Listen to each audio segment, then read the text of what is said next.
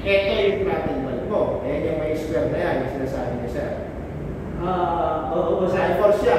Okay. Yung ganun na exhaust valve. Okay. Yung hindi ganun na exhaust valve, ito, yung engine exhaust valve. Ito, saka gano'n kayo dito sa gilid.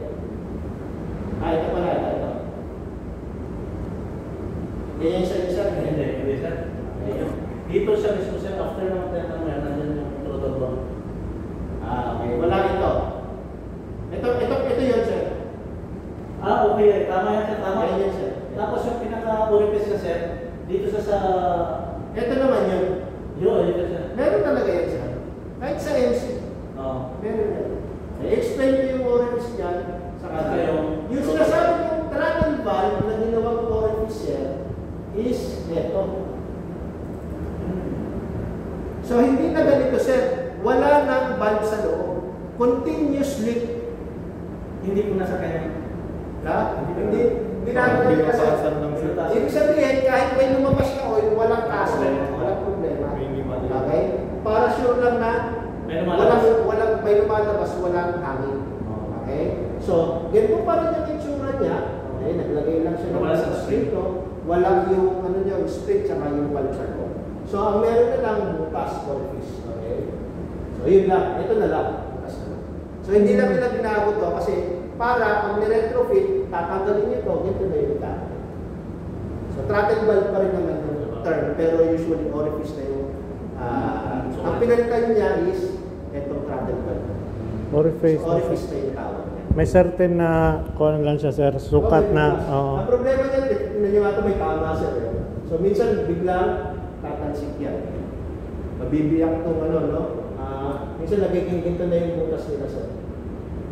Kasi na-backpack yan na. Okay? So, ganyan na yung, yung iba nila.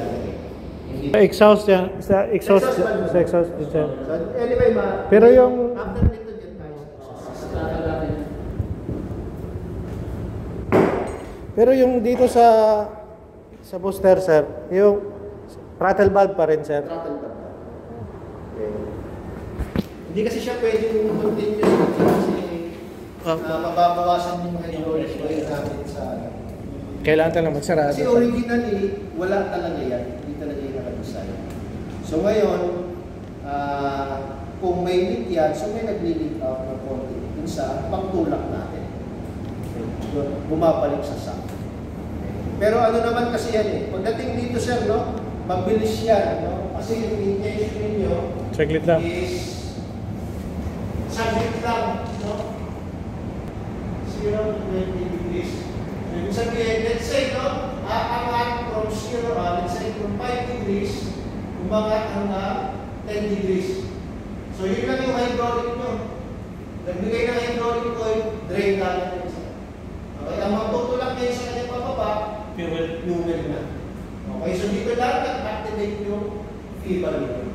So, ibig sabihin, let's say, umandar kayo ng 60 seconds. So, isang segundo, okay, sa 60 RPM. Degrees, so meron tayo 5 degrees. Divide sa 360 seconds. Ganun kabilis yung angat 5 divided by 360. Tapos green ka agad.